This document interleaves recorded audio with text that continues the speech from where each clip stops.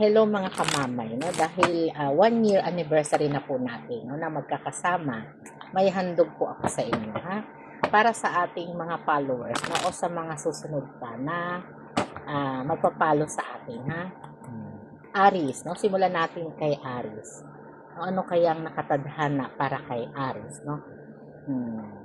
Pakipalo na lang po ako sa aking TikTok, no? Madam Mamay, no? On TikTok. May live tayo dyan, ha? Private and live, no? Sabi niya. Ayan na naman, ha? Umatake na naman tayo. Para kay Aries. March 21. April 19. No? Usahan natin to, ha? Para sa August 12, 2025.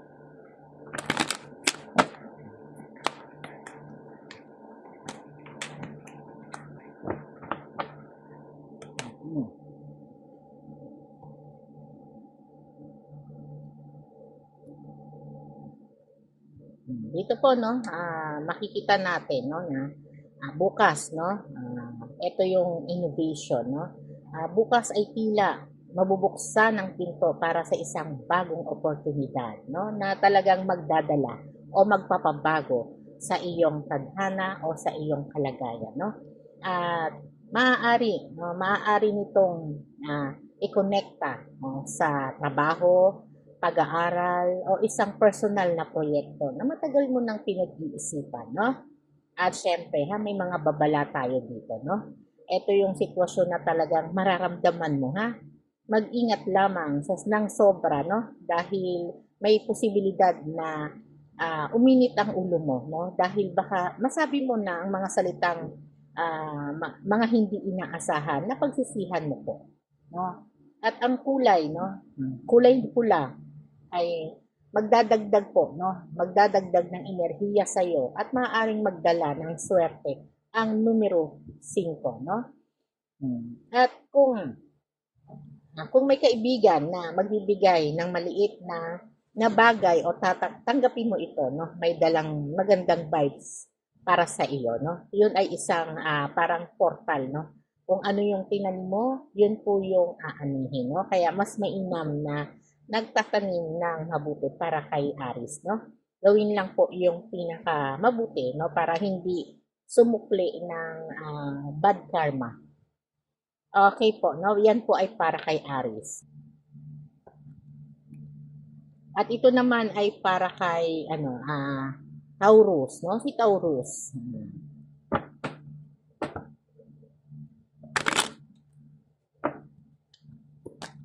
Para kay Taurus, no? Para sa April 20 hanggang May 20, 2025, no?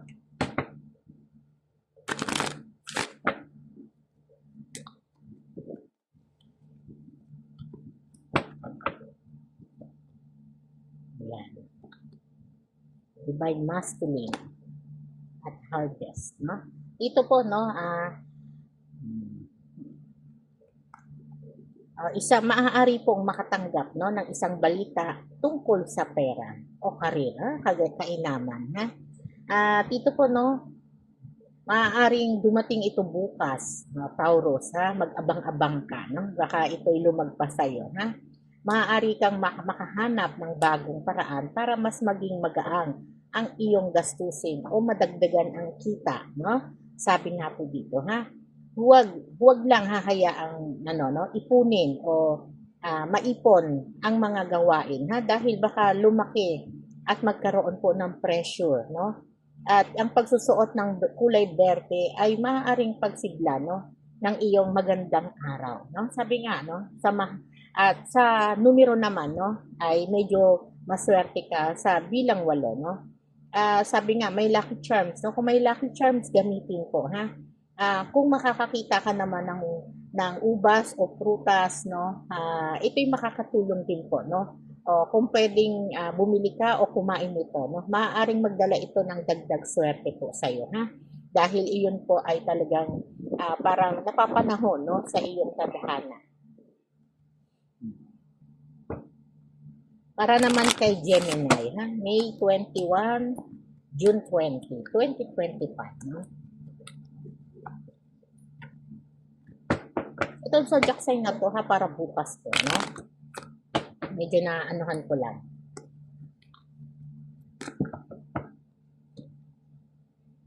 Ito na naman, no? Bakit palaging ito? Palaging ito. Gemini, gumalaw ka. Pag puro ikaw. Sige po, pantay lang. Excited si Gemini, ha?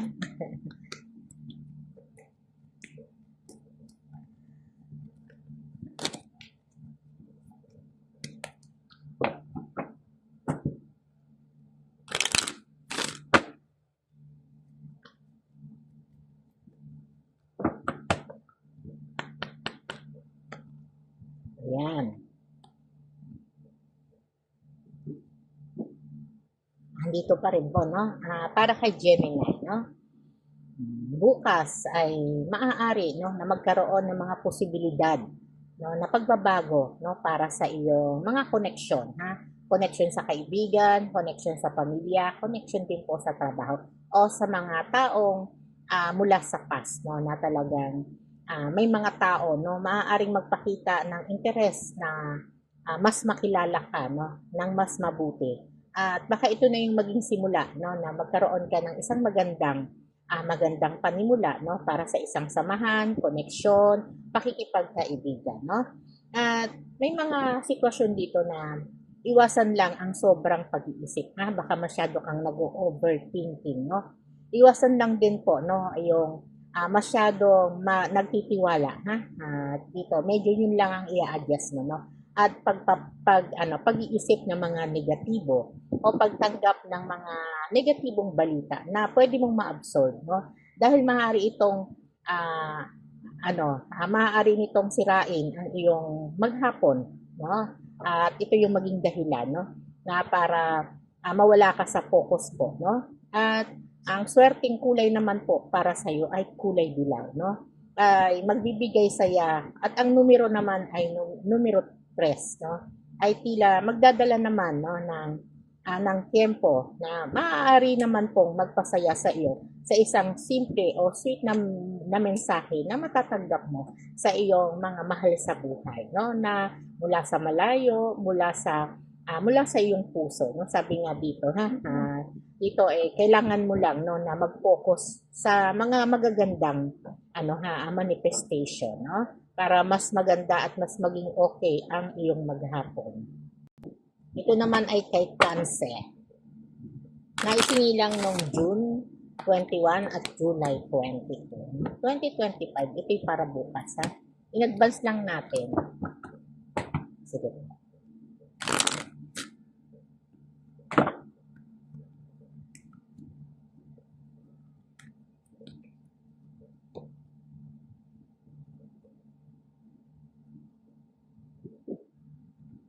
Dito po, no, pinapakita pa rin po, no, na talagang isang earth energy, no, ang isang mainit, no, na maaaring magkaroon ng connection mula sa nakaraan, ang maaaring bumalik sa buhay mo bukas, Cancer, ha.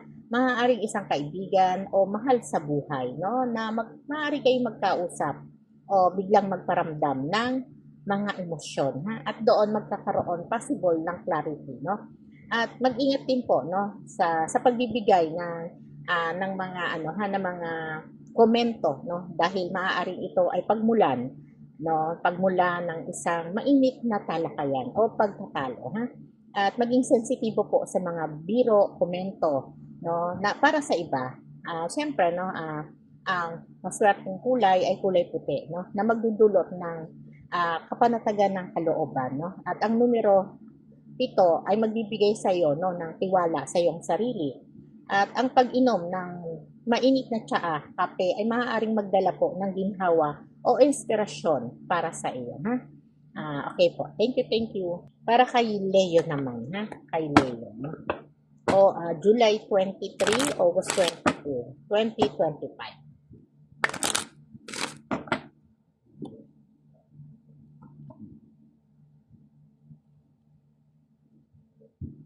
Dito po, no, Leo, bukas ay maaaring may mga makapuna o magbigay sa iyo ng papuri, no, na o pagkilala po, no, sa iyong mga nakaraang gawain na talagang binigyan mo ng passion o pagtutok sa mga obligasyon mo, no? May mga taong maaaring magsabi sa iyo ng magagandang bagay tungkol sa iyo at mas lalo nitong palakasin ang iyong kumpiyansa, no? Ngunit iwasan ang sobrang pagbibilag sa araw, no? Dahil baka ito ay magdala sa iyo ng hindi magandang epekto po, no?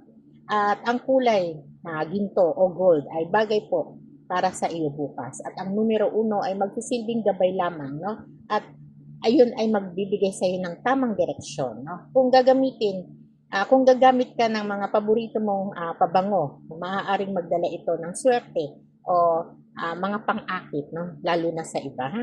Syempre, no? Yun yung hinihintay mo. Okay po. Para naman kay Virgo, August 23 and September 2025 po, ha?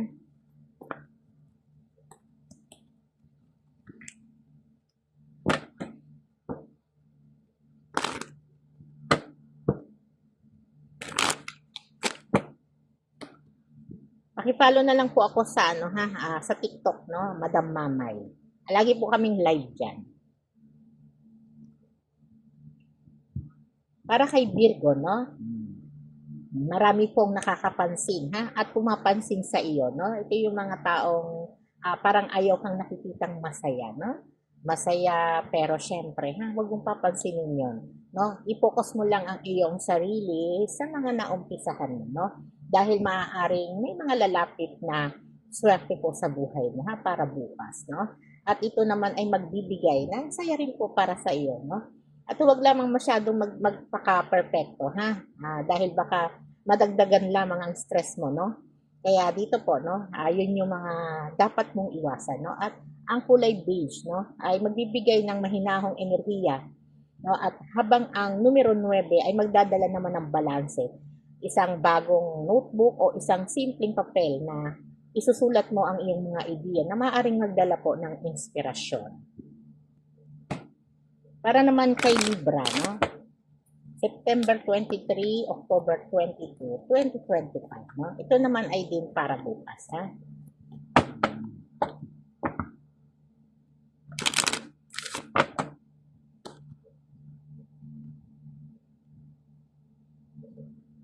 Sipag niyan lumabas, no? Libra, ha? Bukas ay may pagkakataon kang mag-ayos o ng isang hindi pagkakaunawaan, no? Maaaring maging tagapamagitan, no? Maaaring magkaroon ng mas maayos na komunikasyon sa isang taong matagal mo nang gustong kausapin, no? Mag-ingat lamang, ha? Mag-ingat lamang sa paggawa ng mga desisyong biglaan, no? Ibalanse, no? Ibalanse yung mga komento, no? At ang swerteng kulay sa iyo, no, ay asul, ay magbibigay ng pagiging kalmado, no? At ang mga numero sa ay magdadala po, no, ng swerte, no? Kung makakita ka ng mga bagay na bilog, no? Kahit barya o dekorasyon, maaari itong maging simbolo ng bagong simula, no? Para naman kay Scorpion, October 23, November 21, 2025 po, no? Ito'y para bukas din, ha?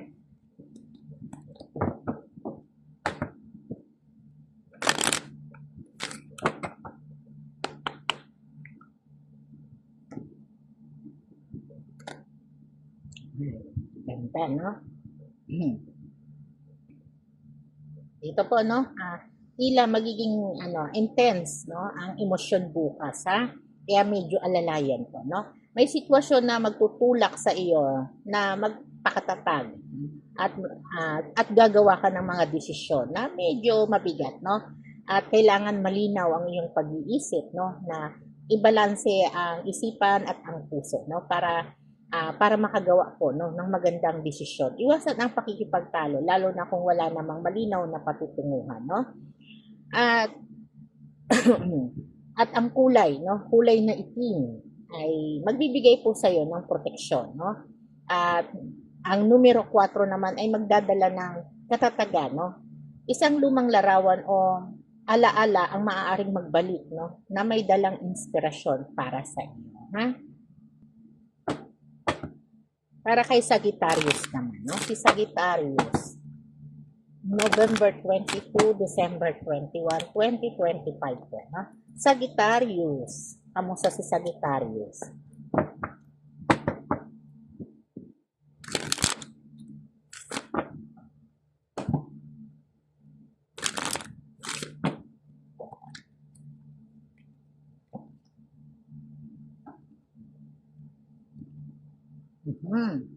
Si Sagittarius, no? Bukas ay maaaring magkaroon ng isang napakagandang pag-asa, no? Doon sa mga panalangin o mga hinihintay mong mensahe, no?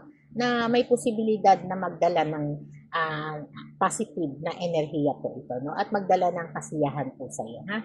At kung may mga plano ka, no, para sa iyong future o para sa paglalakbay, no, ay maaari kang matuloy, no? Kaya lang maaari pong mapagastos, ha? Ng sobra, no? Sa sobrang excited ay talaga hindi mo na mapapansin ha yung iyong mga gastusin, no? At ang kulay orange naman, no, ay magbibigay siya ng enerhiya, no? At ang numero 2 ay magdadala naman ng magandang ugnayan sa ibang tao. Kung makakain ka ng matamis o maaari itong magdala ng ano no, ng dagdag enerhiya o swerte po sa iyong kalusugan. Para naman po kay Capricorn, ha? Capricorn, December 22 and January 19, 2025, no? Bukas po ito.